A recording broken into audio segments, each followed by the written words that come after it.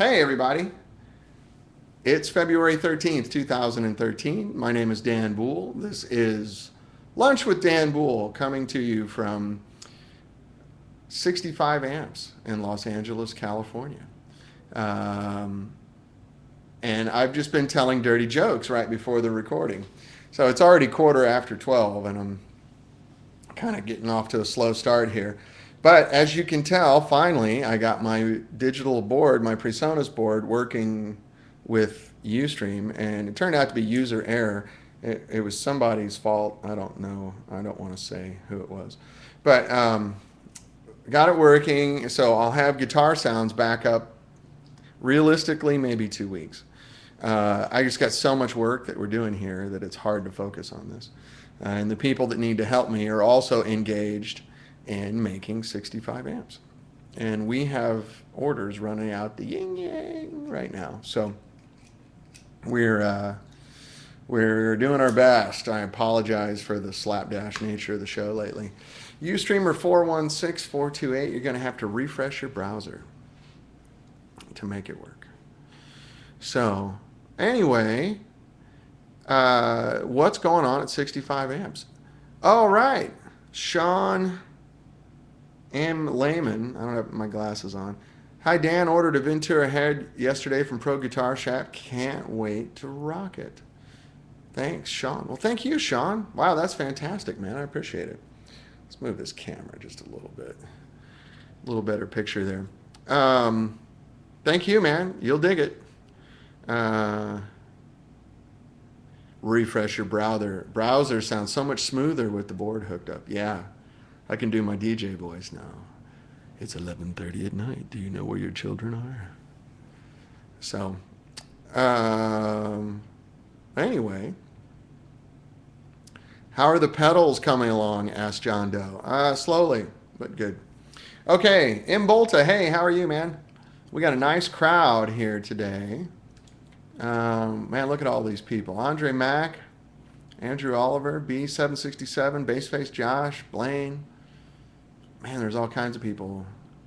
There's so many here, I don't want to read them all out. It'll take half the show. So there were a couple questions here. King Darko asks, who are the new dealers you're working with in England? Well, we're still trying to sort that out. England is, yes, Nick, I'll answer that question too. Let me get back to you shortly. Hey, Martin Gooseland, Kid Gloves. Right on.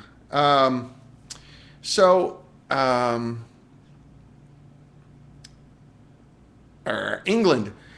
We do Chandler's Guitars in London, and they're pretty good for us. Steve Gray at Guitar UK is a dealer for us, but they're not really stocking any stuff right now because Steve's telling me that high-end amp sales in the north of England are kind of slow. And the economic situation in Britain and Europe is what it is, and he's being cautious. He is taking orders, though. If you want to order one from him, he will do it. It's no problem. But I've also been talking to Peaches. I believe they're in the south. They do a lot of high-end gear. I know they sell Dr. Z and some other stuff. So, yeah, Peach Guitar. Do you know John Priest is the guy? Yeah, and they're in Essex, right? I used to live in London, and it's hard for me not to try to do my Essex accent. But for those of you that don't know, Essex kind of gets kidded a lot in England, particularly the women in Essex. No, it's been so long. I haven't lived there for 20 years.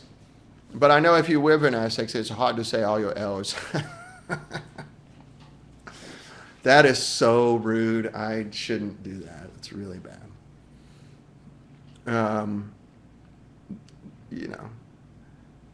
Please come over and meet my brother.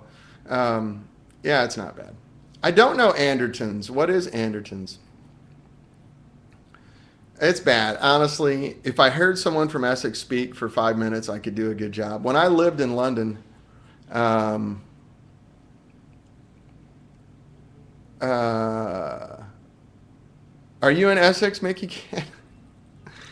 um, when I lived in London, I got really good at doing all these regional accents in England, and it's been so long. Literally, I moved back 21 years ago. So they're in Guildford, and they seem to shift a lot of gear. Well, I'll check it out. Let me write that down. Andertons. I'll look them up. In Guildford.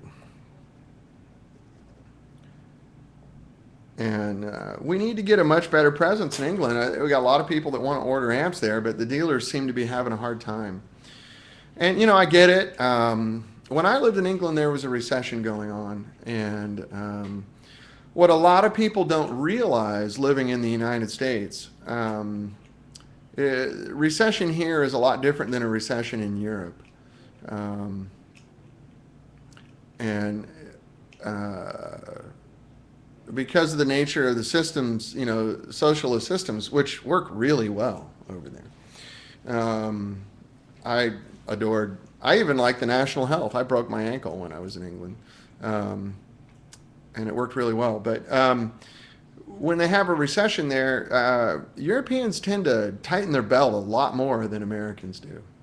We tend to complain a lot more. And I think in England especially, because of their experience with wars and having the living shit bombed out of them by Germans. And,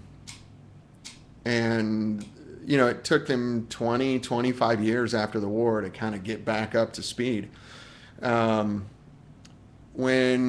they have a recession in England, people really just tighten up really hard, and they really come together, which is sort of the opposite of what happens in the United States. When we have a recession here, we all start fighting and blaming people and pointing the finger. And I was very impressed when I lived in England it was a recession I was there from 90 to 92. And man, they make it work. We're British, and we're going to get through this together. And it's not beautiful. There are still people fighting and arguing, but it's a different response than we have here. And so I think that's a lot of what's going on with the music business over there. Stores they're kind of just tightening up, and probably English musicians are just being a lot thriftier. I know you guys are in a very precarious situation right now with your economy, so we, of course, want you to heal and get better, and that's all that counts. We'll sell you amps next year, or whatever.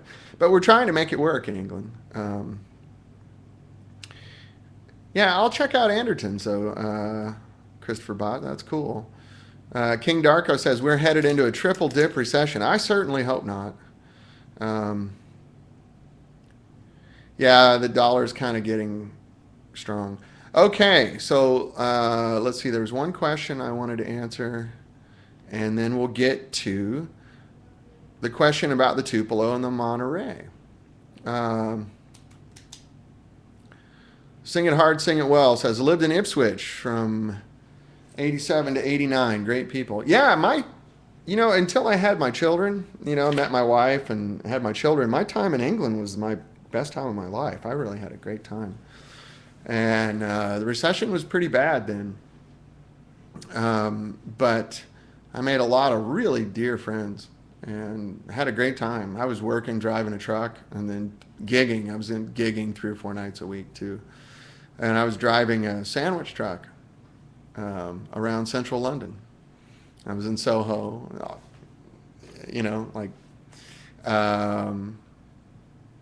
I ate in Soho Square every day at lunch, and I drove up Tottenham Court Road to Oxford Street, and, came up, picked up my food just south of the river, just south of Tower Bridge, came across by government buildings, Bond Street and all that stuff, went through Piccadilly, up through Tottenham Court Road, Oxford Street, Fashion District, up in that area. And I lived in Fulham, if you guys know London, SW6. right in between Chelsea and Hammersmith. Yeah, I went. I spent a lot of time on Denmark Street. Absolutely, Mickey Kidd says, and that's how I got my ears. Yeah, I was driving on the wrong side of the road. Definitely, I didn't get in any accidents though. The only accident I got is when I went to Spain for a weekend and I started driving on the right side of the road again, and I pulled out of a parking lot and hit a car. I was fine in London. I had a lot of close calls. Um, okay, good questions. Let's talk about amps. I'll tell you my life story later if you're interested.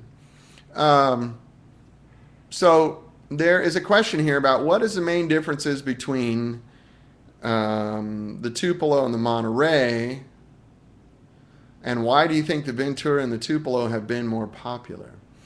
Well, it's a good question because the Tupelo sort of ended up really cutting down our Monterey sales. I think for two reasons. Let me tell you first, the Monterey is a very modern sounding amp. It's a lot more hi-fi, gets a more modern breakup and distortion, a little more aggressive. Whereas the Tupelo sounds a lot more vintage. The Tupelo is a similar circuit to the Elvis, only we changed the transformers, and there's like 7 or 8 major circuit changes between the two. And the transformers are dramatically different. I mean, they're a completely different style of transformers. They're not just, one of them is butt stacked and one of them's EI stacked. I mean, they're just completely different animals. But they have different behaviors. And so the Tupelo is a little more, I guess you would say, brown, white Tolex into tweed sounding fenders, whereas the Monterey is more of a blackface kind of thing. And I think amongst my friends that are professional guitar players, the tweed and the brown fenders are much more popular. There are the guys that want super, super clean sounds and want to play really loud, and those are the blackface guys. But that's, you know, if you're playing R&B or jazz or, you know, where you need super, super... I'm not talking about Al Jolson, Josh. Mammy, how I love you. How I love my blackface Fender. It's just not what guys look for. You know, blackface cuts through on stage a little bit, but most guys want to record with the older ones. So the Tupelo kind of goes more in that direction. Plus, it's smaller. It's little, and I think that has a lot to do with it. The next part of that question was, why do you think the Ventura and the Tupelo have been more popular? Well, it's the same thing. The Ventura is very vintage sounding. Very different circuit from the Tupelo. The Ventura is basically started as the color channel from the London. And then we ran it into 6v6s instead of EL84s. I'm sorry, I'm reading here at the same time if I'm stuttering. Hi, Norwegian Slow-Mo. Welcome back, buddy. I'm going to get to this EF86 12AX7 discussion right after this. So I'm going to actually keep a couple notes here. So the Ventura started out as that, and then we had a 12AT7 in for the gain, extra gain part. So it's a really different voice, different transformers, different voltages, different circuit, everything than the Tupelo. They're really different animals. The Tupelo has more fatter mids than Rock and Roll Willie says. Yeah, it's a little darker sounding. The mid-range is pretty present on it, as much as you can get out of 6v6s without really changing it, like we did on the Empire. The Empire sounds nothing like a Tupelo or a Ventura, and it's still 6v6s. So they're both 6v6 amps that have very, very different voices and different behaviors. They're similar in volume. I think the Tupelo is a higher voltage amp, so matter of fact, the Tupelo is significantly higher voltage. It's about 60 volts higher B+. So it's a little bolder, a little more aggressive, a little more modern sounding. Ventura's A little lower voltage, more of a vintage style circuit, only we're putting that EF86 in there. Which I will get to right now. Well, I'll tell you the difference. So there's been a few questions here. For those of you that are watching the recording, there's a chat window going here. So I really encourage you to come join us on the broadcast if you have questions. And I'll be happy to answer them real time. Plus, you get to watch as people from other amp companies come on here and try to throw me curveballs, which is always a joy. And then, Chops, I'll get to the output response of a 6L6 versus an EL34. Let me write that down so I don't forget.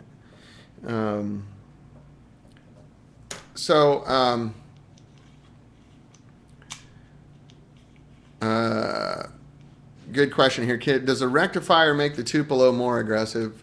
No. Solid state rectifier is going to be a little faster. That's about it.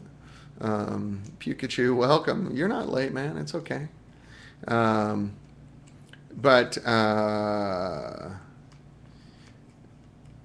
12AX7 versus a EF86. A 12AX7 is two sets of triodes. So, each one has a plate, a grid, and a cathode, right? And it's two of those in one tube. So there's two gain stages there, but with one grid, it's kind of limited. It's not necessarily a bad thing, it's just a different thing. Whereas an EF86 is a 5-element tube, that's called a pentode. So you've got your cathode, you have a control grid, a screen grid, a suppressor grid, and the plate. So what that allows you to do is to tailor the sound a lot more. It's like a little power tube almost. Which also makes it literally 10 times more sensitive than a 12AX7 because you have all those grids in there, which is why those tubes tend to be a little noisy. And the noise on those tubes isn't necessarily a bad thing. It's just different. They're always going to be microphonic to the touch. So the old tap test, and guys go, oh, it's a bad tube. That's not really valid on a 12AX7. But it's completely invalid on an EF86. It's a little noisy tube. It's always going to be slightly microphonic. But it's not when you're playing if it's good. So, you can always go, nice wood. You can always knock on the amp and make it rattle. But that doesn't mean it's bad.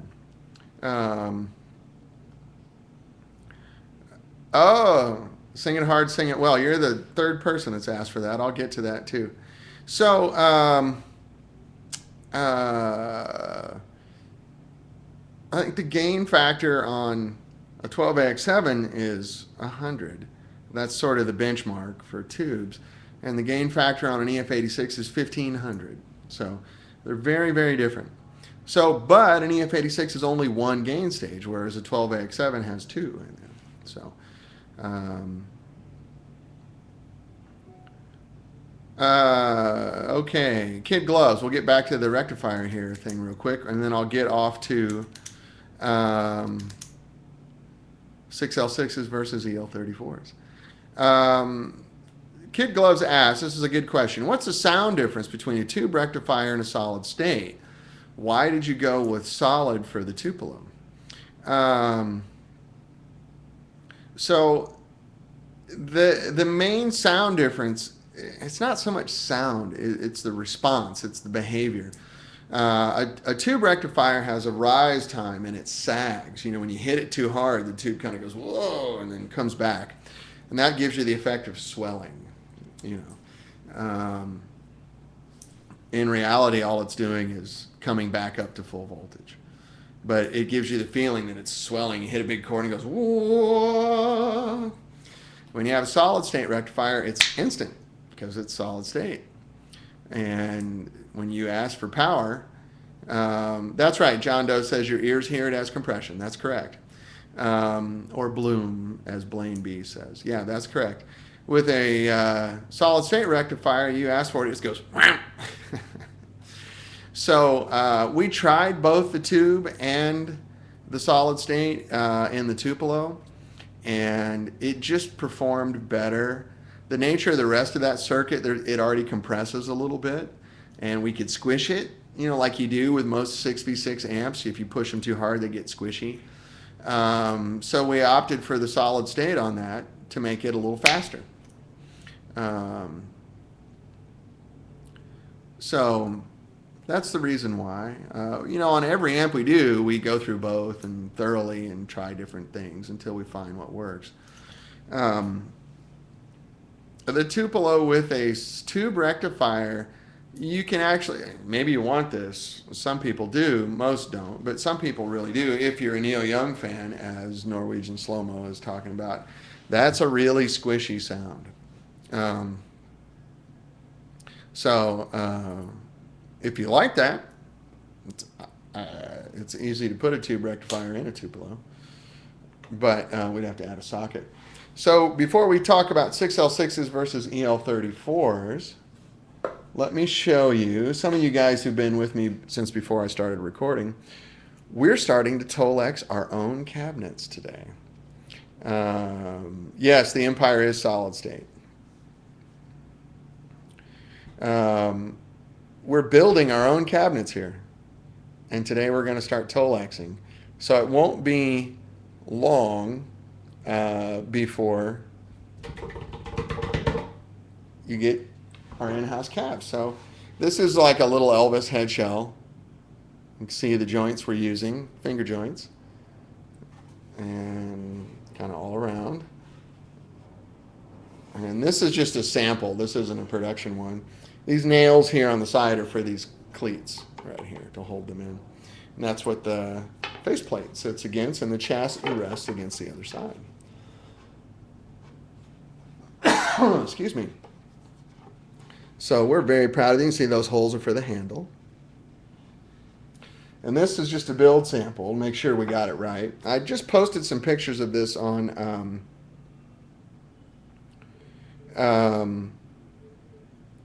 okay, got you, Chop 612, no worries. So we make sure we got it right. And you can see it's nice, high quality wood. Baltic birch. It's got tone. It's not a mushy box made out of butt joints or rabbit joints. These joints are flawless. I don't know. I was doing this earlier. Let me put this up to the microphone. You can feel this. Oops, it's falling apart on me now. Of course, it's been sanded, but it's just good. It's really good. So the intent with our cabinets is we make them with this kind of joinery for a reason, not just to brag, and it's for performance. So if you make the joint correctly, as this is made, this joint is technically, for those of you that know wood, this joint is technically stronger than the wood itself. Amplifiers get bounced around all the time. They're in the back of the car. They fall off a truck. They fall off a stage. They fall off a cabinet. They get hot. They get cold. They get humid. They get dry. Where I grew up in Missouri, I would have my amp in the trunk of my car when it was 0 degrees outside, pull it out, and go right into a club that's all hot and sweaty. That takes a toll on your wood. Now, on a head shell, it's not quite as important. For the head shell, it's really just to be rugged. Most people don't do joints on their head shells. We do because I want this to last longer than you do. But on a speaker cabinet, it makes a huge difference because the sound waves and the vibration of your speaker travel through this wood. That's all right, Rock the Verb. You're good.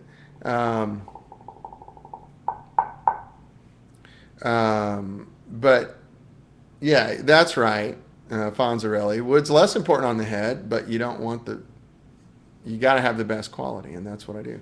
Now, these are finger joints. We used half-blind dovetails for a while, and I like the way these sound better. These are just as strong.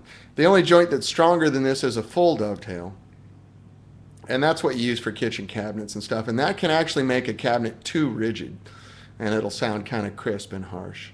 Um, I am going to do some wood finish models, and we're going to do a 10th anniversary London with wood inlays on it, with no Tolex, nice wood with the 65 logo inlaid out of fine wood. Um, but on a speaker cabinet, these joints make a huge difference. And if anybody tells you any different, they are flat out lying to you. Flat out lying to you. When you make a speaker cabinet like this, it resonates in sympathy with the speakers. So instead of it just being a box with some speakers hanging in it, it's actually like a drum shell.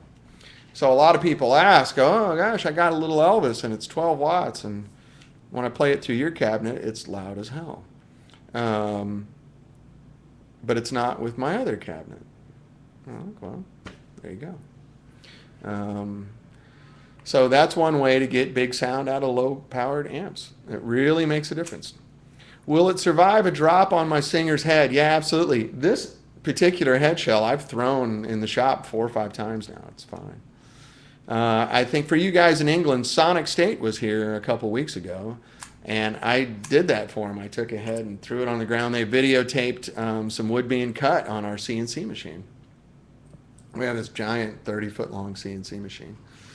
Yeah, you can stand up on it and jump. It's strong, man. I'm serious. It's the real thing. So we make our cabinets like that. It's one of the reasons they cost what they do. But it'll last forever. And if you look at the vintage cabinets that are still around, that are sought after, they're all made like this. Even Fenders, till just before Leo sold the company, were made with finger joints. And it does have, yes, 100 times the glue area. That's right. And they just put a tiny drop of glue in each joint, and they still have to wipe it off because the joint is that perfect. I mean, it's literally like the size of an eraser head. They put glue in each joint, and then when they put it together, glue just comes out everywhere because the joint is perfect. So it transmits the vibrations correctly without hurting them. If you do a butt joint, which is like this, or a rabbit joint, which is, like a tongue and groove kind of thing, the vibrations get mangled every time it hits one of those joints, and they get muted. So you get overtones that are not what you're playing. And that's why you can buy a nice 412 cabinet for $5.99. Because it's made out. Hi, Anita. Welcome back. Also, because they use Chinese birch instead of Baltic birch. Chinese birch is about half the density of Baltic birch, and it has a bunch of knots and voids in it, all of which mess up the sound waves as they're going through the cabinet. So when you're buying a cabinet, check and see if it's Baltic birch, or if it just says birch, it's Chinese birch. If it says Baltic birch or Russian birch, that's the same thing. Baltic birch comes from Russia. Then it's old growth, seriously good wood. It's a different thing. A floating baffle will keep the cabinet from resonating. Yes, we don't do a floating baffle. It's a solid, it's a connected baffle. We want it to resonate. The only reason I would not want it to resonate is if I was making a cheap cabinet with bad wood. How about using detuned cabs in the future? Yeah, I'll check on that. Kid Gloves 2112. I assume you're a Rush fan. Will you do solid wood cabs like maple or walnut? I will for heads in the future. We're going to start offering that pretty soon, actually. Yeah, hi-fi is opposite. Whatever you know about hi-fi is just opposite for guitar amps. We want the amps to distort and resonate and all kinds of stuff that hi-fi guys go, you can't do that. But, and trust me, I have good hi-fi gear. I appreciate both paradigms, but they're just different. But I don't think I'll ever do speaker cabinets in a hardwood, Kid Gloves. Hardwood, solid, this is plywood, and you can see there's ply there. But solid hardwood doesn't really sound good for guitars. It makes them sound really brittle and harsh. And they're kind of too literal in hi-fi. Andre Max says, did you do much cab R&D initially or stick to the tried and true designs? No, these are all our designs. Our 212, we started off with the same dimensions as I had a 64 AC30 that I love the cabinet on. So we started off there, but we changed it. The port in the back is tuned. I'm going to be changing the port this year, I think. I got more of a solid back on the cabinet with sort of a oblong shaped port in the back, and I think it sounds a little better. No,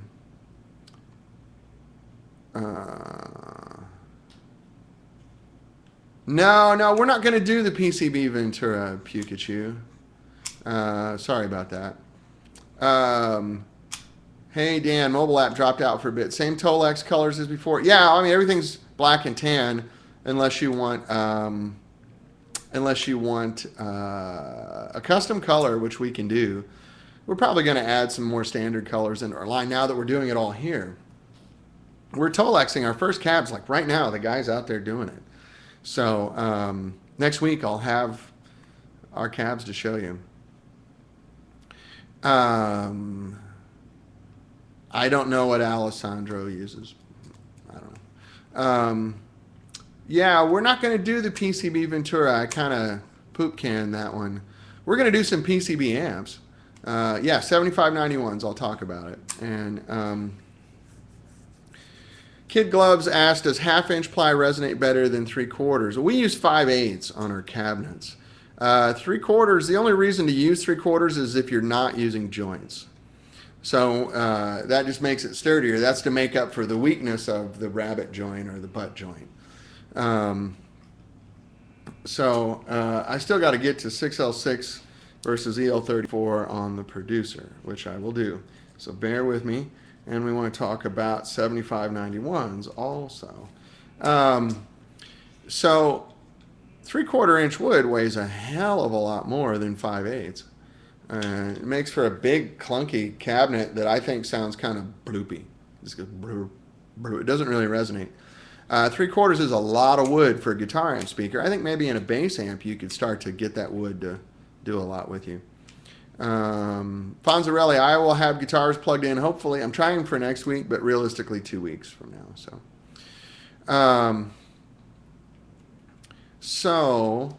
John Doe says, try front pornet. I did try that. It doesn't work very well for guitars. It works really well for bass. But anyway, use 5/8 ply, Baltic birch, because I think it sounds the best. We built cabinets out of 1/2 inch and 5/8 and 3/4, and the 3/4 one sounded like this. It was just dull. It didn't jump. And the 1/2 inch one sounded really good, but it just felt too thin for me. It felt like it could get damaged. So we went with 5/8.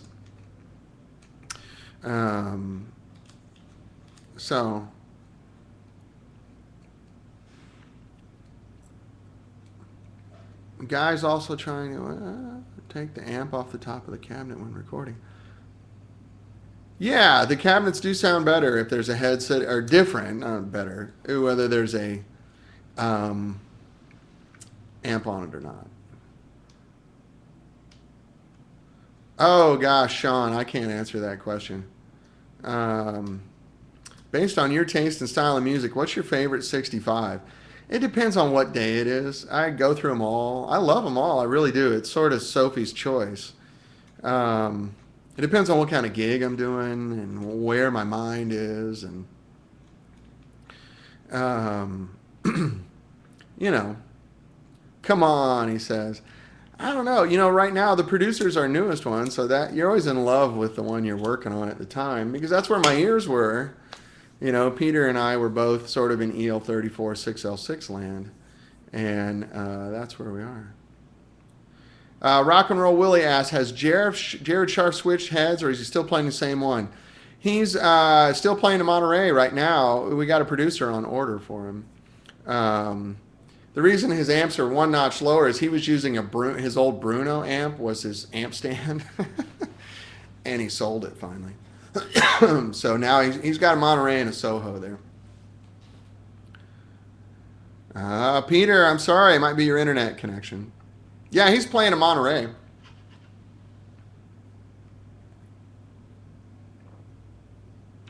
Do a company song and use all the models. Okay, so the question earlier, I'm sorry I forgot exactly who it was, asked, how does the 6L6 versus an EL34 compare in the producer? Well, I'll give you the basic, description, and I guess I'm not playing enough clean stuff on the show. I apologize. I always like to have the amp right on the edge of distortion. But, so we're doing the high current, low voltage thing on that. And so when you're flooding the tubes with lots and lots of AC, they'll do a lot of things that they don't normally do. With the first one is with an EL34, because that's my favorite big bottle tube. And but the new EL34s can't take voltage at all. I mean, they last 100 hours maybe. And I just can't sell a $3,500 amp where you got to retube it, every 6 months. So we came up with some math and got a little help from some smart friends who helped me get it correct. The EL34, what we found with it, the distortion's great. It does all those great EL34 sounds that you would expect. But we were surprised by the quality of the clean sound. The clean sound's really good. And so we're doing a couple things differently that are important. A lot of guys have made low voltage EL34s and low voltage EL6L6s before.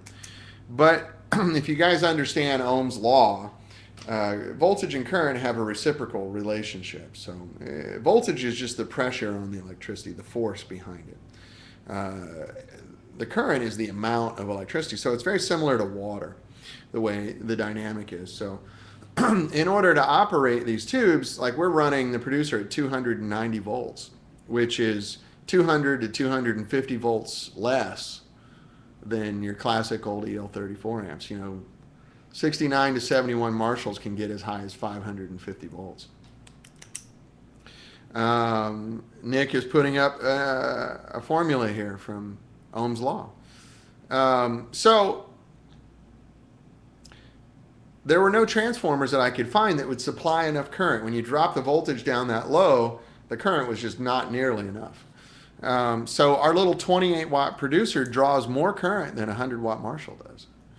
So I could never find a transformer that was that low a voltage and that high a current. So we had Mercury Magnetics make us one. And it turned out really good. So I had heard lots of low voltage EL34s before, and I wasn't blown away with the performance on them. They sounded kind of buzzy and papery, and it just wasn't working. Kid Gloves, that's the Tupelo. Those 6v6s will last a long time. It's a different tube. But so when we got this transformer right, we were really surprised. With all that current, the tube still acts like a 6L6. I mean, or EL34, excuse me. And it's fantastic distortion, responsive and deep and dynamic and the whole thing, like everything you want out of a big EL34 amp. Only it's at 28 watts, so you can stand in the same room with it. You can use it on a gig. It has our master voltage thing too, which as we drop the voltage further allows the... Now in Volta, the screen voltage, I have a formula where I like my screens versus my plates, so it does that. But the big surprise was with that low voltage, with all that current going through the tubes, the clean sound was 10 times better. Like the clean sound's amazing on it. I've never heard EL34s have a clean sound like that.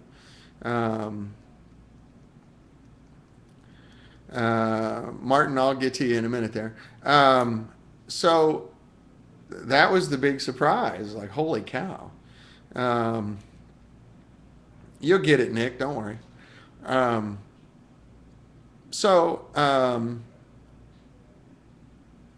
Did I come up with the formula? No. This is the laws of physics regarding electricity. It's called Ohm's law. OHM apostrophe S. Look it up. It's very simple. Yes, I have listened to the Hellbillies' latest album, and it's fantastic. Yeah, it's all 65s on that record. But it's a great record. They did it in English and Norwegian, so I'm going to bring it in and play it on here so you guys can hear it. But you need to download it. I think it's called Treffen. which I'm not sure what treffen means in Norwegian. I know what it means in German. Um, oh, Tretten. Yeah, okay, sorry. Anyway, so with EL34s, you get all of your,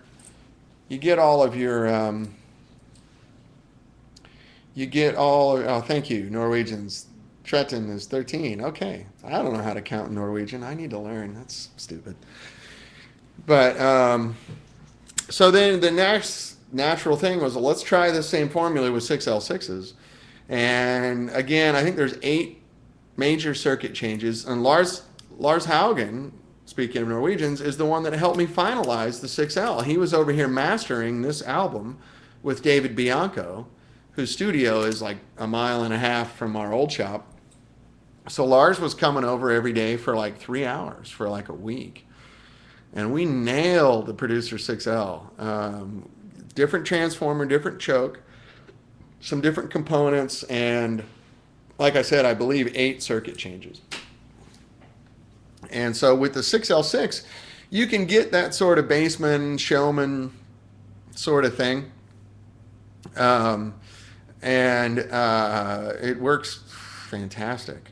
Someone brings up, how about a Producer 6v6? Guess what's coming? I'm going to do it with 4 6v6s, though. So anyway, and EL84s. But, so the clean sound is what you would expect from a 6L6. It's rich and warm, and, you know, it's good. But, you know, for most of you guys, you know, 6L6s, the distortion is not primo. It's good, but it's not great.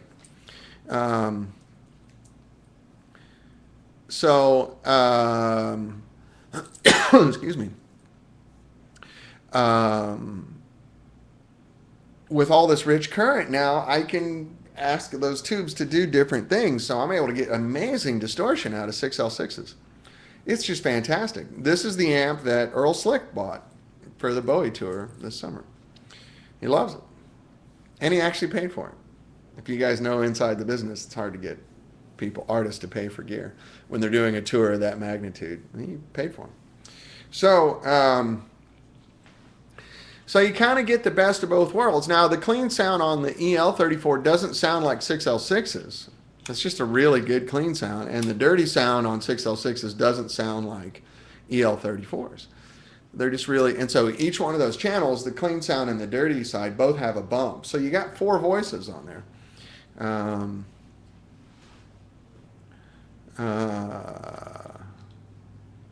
So someone said something about I think a 4 6v6 producer, it's really only going to net out about maybe 25, 26 watts. But it'll sound crazy. Ustreamer 204 684, if you can refresh your browser, I'll see who you are. It says, please do a Voxy sounding amp with an old Marshall sounding lead. We have that. It's called Little Elvis. Check out Little Elvis. Depends on, what do you mean by Voxy, though? That's a big word. Even saying, oh, AC30. What kind of AC30? Because there's really 7 or 8 distinct different AC30 voices. And some are really, really bright. Those are the ones with the Parmico transformers and the mustard caps in them. Some are really, really chimey and mid-rangey ones. The Brian May one, now that's the one with the Woden transformers that has WEMA caps in it. And then there's the dark howly ones, which are the ones are really good. Those are the ones with the Haddon or the Albion transformers, and those had a mix of WEMAs and some other caps in them. Vox, they were making so many amps they couldn't keep up, so you see lots of weird mixes.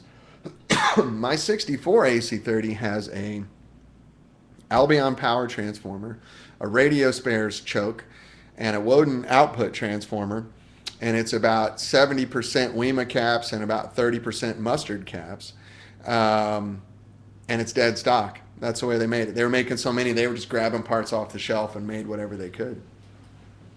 So when you say Vox, it's kind of a big word. And then a lot of people make the wrong assumption that an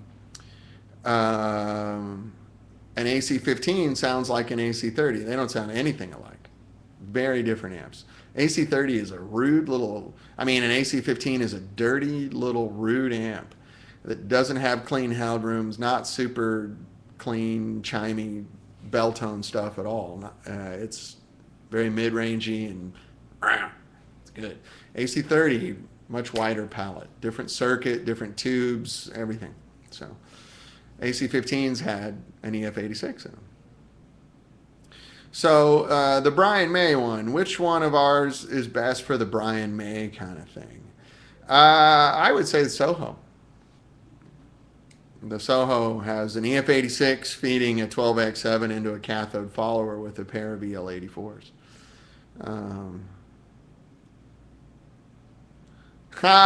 Love My 65 says, I'm afraid I'm going to have to confess to my wife that every Wednesday at noon I watch amp porn. Well, I've never been called a pornographer before, but I'll take it as a compliment. So, yeah, if you want to go into Vox world, have you guys seen this book? I have it right here. I was a consultant on this book. And you need this book. It's big. 700 and something pages. So we worked with Jim Elliott, who's a really good friend of mine. He had 220 odd JMI Voxes. JMI is the original Vox company before they sold it. And there's a chapter in here. I mean, they go through every part, and we went through every schematic and verified it with real amps and tested them all, got them all back up to working. But there's a section here where they do taste testing, and we all gave them, where is it? It's been a while since I've been in this book. And we all gave them a score based on usability. They've got their production charts in here. I mean, you look at these production charts, it's amazing. This is like the amps they were making. It's really, really cool book. Anyway, that was me and Brian Keyhue, who you've seen on the show, the producer, engineer guy, and a couple of other, musicians. I don't know what Roy Gallagher's Vox was. If somebody wants to look it up and tell me what year his Vox was, I'll tell you what's inside there. So, according to Derek Underdown, who was the head engineer at Vox, who came over for the book party, who's now my friend and consultant for 65, we're the only people in the world who ever sat down with like every version of an AC10, every version of an AC15, every version of an AC30, AC6, AC4, AC2, AC50, AC100, all of those things. Okay, Roy Gallagher 64, it probably, depending if it was before July in 64, then it had Woden transformers in it and a mix of Wimas and Mustards. If it was late 64, it could either be that or it could be with the Parmico transformers, which are the brighter ones. And those are the really bright AC, that sort of, Nowhere Man, bang, bang, bang, bang, bang. That's the sort of Parmico transformer Vox. Excuse me. What's your favorite year of Vox? Ustreamer 204684 asks. 64 is mine. My 64 AC30 is an oddball. I love it. The 64s with the integrated top boost, I think, are the best sounding ones for me. They're all good, though. I mean, there's no bad ones.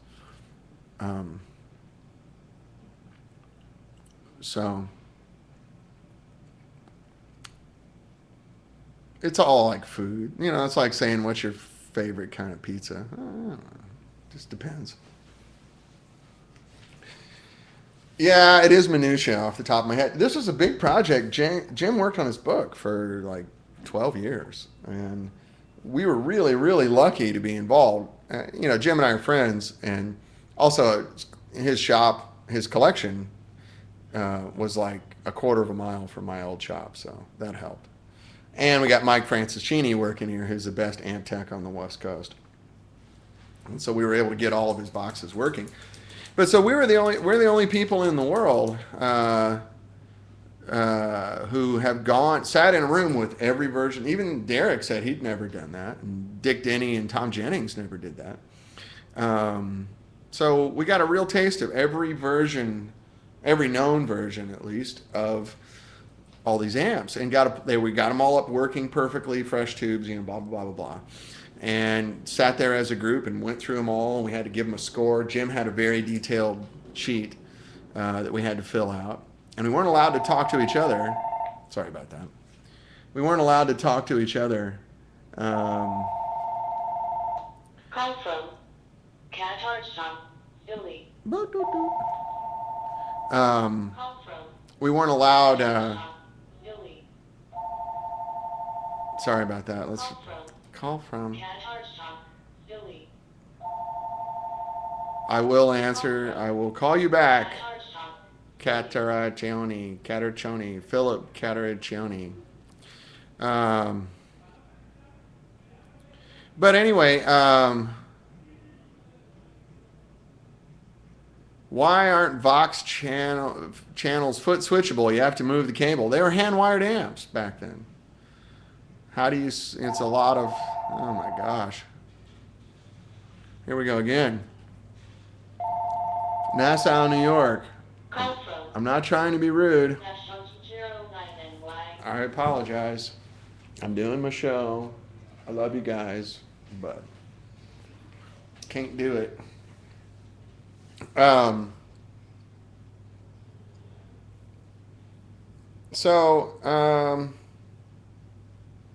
Yeah, they just didn't, no one cared about that then. It was just, it's no big deal just to go, you know. But, hey, Joe. Yeah, I need to get some lunch here shortly. I'll have to call it quits here shortly. White House calling from a fake phone. F off, Obama. I'm in a meeting. So, Rock and Roll Willie asks, could you choose one desert island, vintage, not 65 amps? Wow, that's a tough one. My 50 watt Marshall, my 71 50 watt.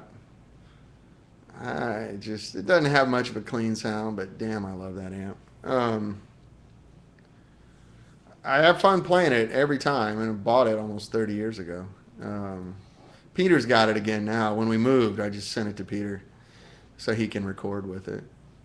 We trade that amp back and forth. So I had it for like 4 years this time or something, 4 or 5 years. But I sent it back to Atlanta for Peter to use in his studio. He's supposed to be sending me a different one, a 70 that he has. We're going to trade. That and that, I don't know. That's a tough call. Kid Gloves asks, how crazy do you plan on getting with PCB design? Not crazy. Any ideas you can share? Well, I mean, we're going to do, I can add a little more feature functionality on a printed circuit board without increasing the size. I can actually make really tiny heads that do more than the hand-wired heads do. But, the way I want to build them with big, heavy traces and really thick boards so that they're rugged and they're actually usable. I can't make them too small. I mean, when you see amps that are this big, they're using tiny half-ounce traces, and that's just not going to last. Plus, it messes up the fidelity of your signal. I'm using 4-ounce traces, which is heavier than the copper wire that I use in the hand-wired amps. 4-ounce traces. I mean, they're big. I showed a picture of it last week. John Doe says, like Trainer and old PV Butchers. I can't speak to the PV Butcher. I know Trainers were made really well. Marshalls have been printed circuit boards since 73. And Fenders somewhere in the early 70s. And Ampegs were all, after 65, I think all Ampegs were printed circuit boards. So, Ustreamer 73271, anything new with 65 glass? Yeah, I'm incorporated in Puerto Rico now, so that's all I can share without getting in trouble. But I'm an official business entity down there. We're having lots of great meetings, and life is good.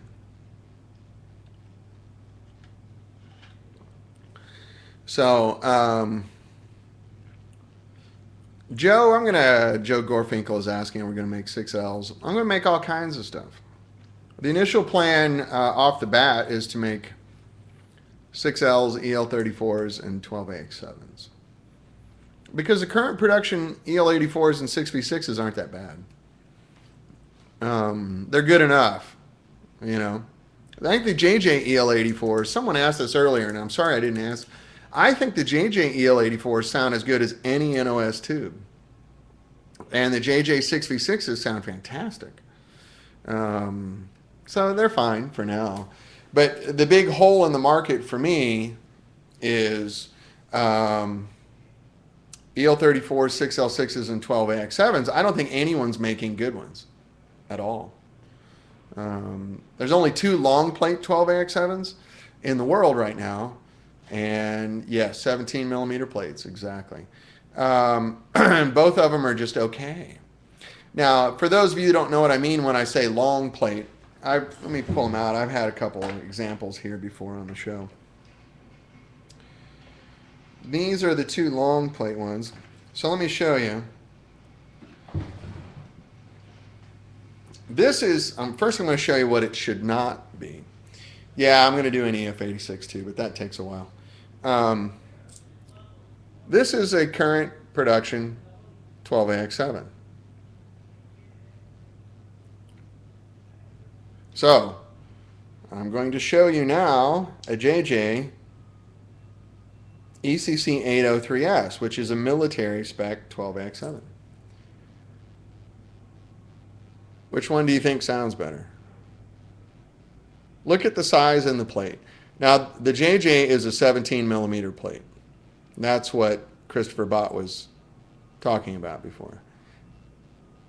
There's this, and this is LPS from New Sensor. Oh, that's not. That's a Tungsol. I don't have my glasses on, but New Sensor Electro-Harmonics makes a long plate. These cost twice as much. This tube costs twice as much as this tube. Sounds twice as good. But there's only 2 available in the world. And neither of them are sort of, you know, what I would call excellent. So for you guys like me, I'm 47. And what we now call a long plate 12AX7 is what for 40 years, 50 years was known as a 12AX7. So what they've done with marketing and advertising is tell you that that little one is a 12AX7 and the long one is a special, expensive one that's now called a long plate 12AX7. A little bit of spin going on there.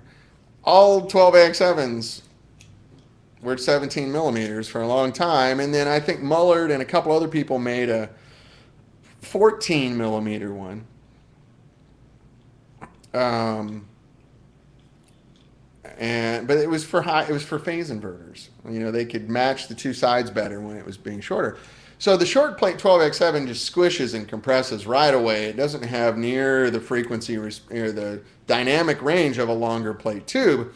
And I've seen guys on the internet say Dan's full of it, blah, blah, blah, blah, because they're selling amps that use those little short plate tubes. I don't care what a scope does. I can take any amp. I'll put the little short one in there and it goes whoosh. And you put a long one in, it goes whoosh. So technically they might be similar. In the real world, they're not at all. So I've got a few different kinds of 12X7s that I think are holy grail 12X7s. We're doing a complete, actual, correct tool up and build those with CNC controlled robots and all that kind of stuff. Yes, Andre Mack. I think this high current thing is going to be the future for most of the new stuff we do.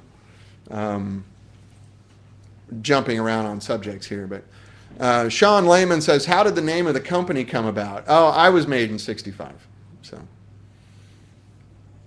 it was kind of a joke, actually. You know, it was like, well, what are you guys going for? I said, I don't know. Like, I really like little amps from the mid 60s that are cranked up. I think they sound great, like AC30s and, you know, Deluxes and stuff like that. Gibson Explorer, you know. I like little Ampeg Jet 22, I think sounds killer. Um, and I like the mid-period Beatles a lot. So let's just call it 65 for now, and we'll come up with a name later. Maybe it's because I was born in 65. I have some weird connection with that. I don't know. It was literally a joke name until we came up with something else, and then everyone seemed to like it. So thank you. We just stuck with it.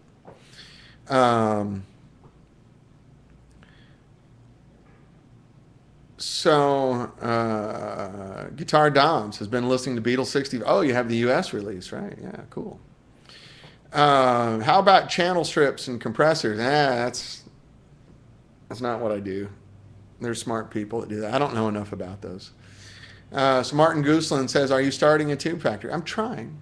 It's going to be a while. It'll be a few years in the making. There's a lot of money required to do that. We're not going to do it in the old way. We're not just buying old machinery and refurbing it. Ponzarelli says, Dan, you know the old 60s Fender Deluxe had high voltage and only the modern JJ tubes can handle it. That's correct. What sort of voltage does a modern 65 Deluxe reverb reissues put across the valves? A lot less. If you have a blackface reverb, when that amp was new, it did 425 volts on the plates. That was when we were all getting 112, 115 out of the wall over here. I know you're in England, Fonzarelli, but now everybody, I measure 122, 123 everywhere I go in LA. So that would up the B plus to about 445 to 450. So even then, that was a high voltage amp. You put 5 to 10 more volts into it of AC, the transformer doesn't know. The transformer is just math. 1 volt in equals 4 volts out, or 3.6 volts out. So when you up the voltage coming into the power transformer, it does it times 3.6, and you get more voltage. So yes, of current production tubes, if you have a blackface reverb, not a reissue, but an original one, the only modern 6v6 that'll work in there is the JJ.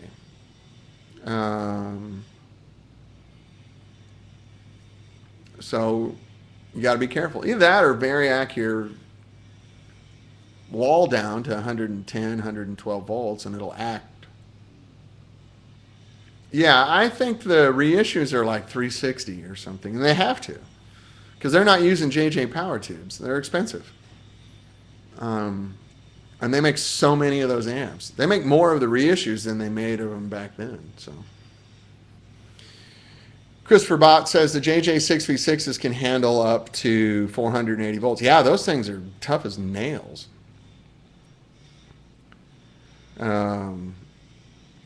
Yeah, variac's fine, or just put JJ power tubes in it. It's fine. I mean, if you got a blackface Deluxe, why are you going to put Chinese tubes in it? Kind of insulting to the amp, isn't it? Don't you think? Fonzarelli asks, could you mod or reissue the original spec? Yeah, sure. Just got to change the power transformer. I think the circuit's pretty close. Circuits, circuits are circuits. I mean, there's good circuits and bad circuits, but it's really not, the magic is not in the circuit, in those amps. It's in the components and the construction. That's why they do what they do, because they're built really well. The old ones were, the vintage ones were built really well.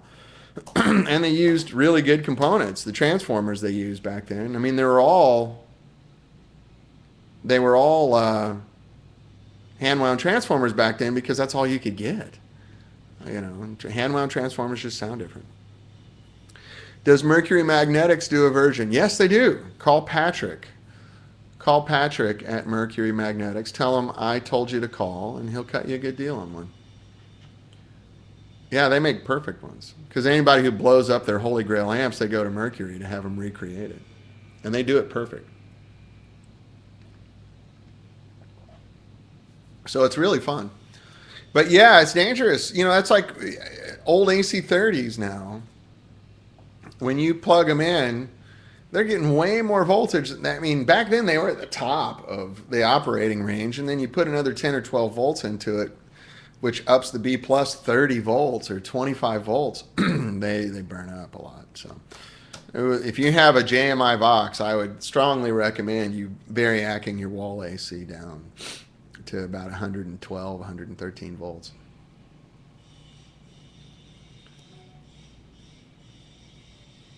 So anyway, I think that's about it for today.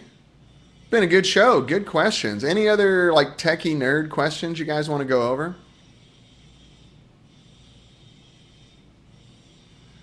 King Darko says, have you got sounds you're aiming for with this new PCB amp yet, or are you just working on the tech? Hey, Rick, come on in.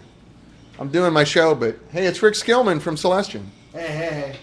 What's up, man? How you doing, buddy? Stick your face on here. Say hi. How do I get there? See? Hey, everybody. This is Rick Skillman. He's the U.S. rep for Celestion Speakers. He's the man that gets us all of our stuff. Have you eaten lunch? Does this computer make my butt look fat? Yeah, if you put your butt in front of it. Right. Have you eaten lunch? Every day of my life, but today. Not today. Because I'm about ready to wrap up here, and I'm Oh. starving. Didn't mean to interrupt. Yeah. There's a really good taco joint just down on the corner. There's no shortage of that. Yeah. Yeah, man. Your show. So no, it's all good. I've been on for an hour and a half. We're just wrapping it up. Literally, you can move all that stuff.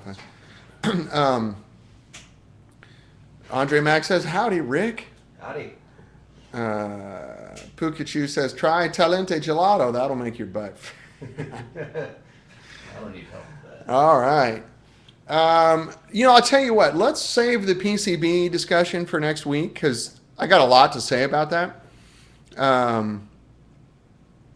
And Rock and Roll Willie, this is a great question. A bit more on the EF86. Yeah, those are really complex conversations. And 71s, 75 in Bolta, I'm sorry, I didn't get to you. So for next week, I'm writing it down. 7591s, EF86s, and PCB ideas. And so we will talk about that next week. And I will not ignore you, I swear. Anita Farragher says, have a great day and lunch, Dan and Rick. Thank you, Anita. Thank you. You know Anita? Davey Farragher plays bass. Absolutely. Arguably one of my favorite bass players in the world. He's in my fantasy band. Davey Farragher on bass, Steve Jordan on drums. Nice. This is his sister-in-law, Anita. She's a publicist and works with a lot of bands. Hello, and stuff, Anita. so she comes on here. Hey, FS75, Frank, good to see you. Thanks for coming on. Thank you, Kid Gloves. Norwegian Slow-Mo, Joe, good to see you. Thank you. Carne asada. Man, there's a taco joint over here that's so sweet. Great show. Love the tech stuff. Thank you. And see you later, Pikachu. I'm getting all these goodbyes on here. Enjoy lunch. M-I-Z, Z-O-U, baby. Josh, good to see you. King Darko, Joe Gorfinkel, love my 65. Sean Lehman, thanks for coming out. Good to see you. Welcome. First time viewer, I think. Rob Ballas, talk to you soon. Rockabilly 12. Anita, always a pleasure. I'm sorry we didn't get to talk much today. I'm still working on the girly tank tops for you, Anita. Only if we all get a picture of you wearing it. So, anyway, Ustreamer 161105. Your intimacy scares me. Thanks for showing up. And wow, we had a good crowd today, so this is cool. And I'll see you guys next week. Troy Slab or Troy's Lab, whatever that is. Andrew Oliver, Fonzarelli. Hey, the Fonz. Up your nose with a rubber hose. It's an old U.S. TV show. He's in England. He calls himself Fonzarelli. Andre Mack, always a pleasure. Jodacaster, see you next week. Bye, nerds.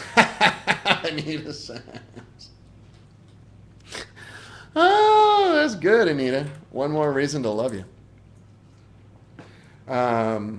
So anyway, I'm gonna sign off, and I'll see you guys next week, and maybe I'll have some of the new Hellbillies record to play for you. It sounds incredible. Oh, thanks for the nice heart, Anita. You're a sweetheart. Ta ta for now, English people, and we're out.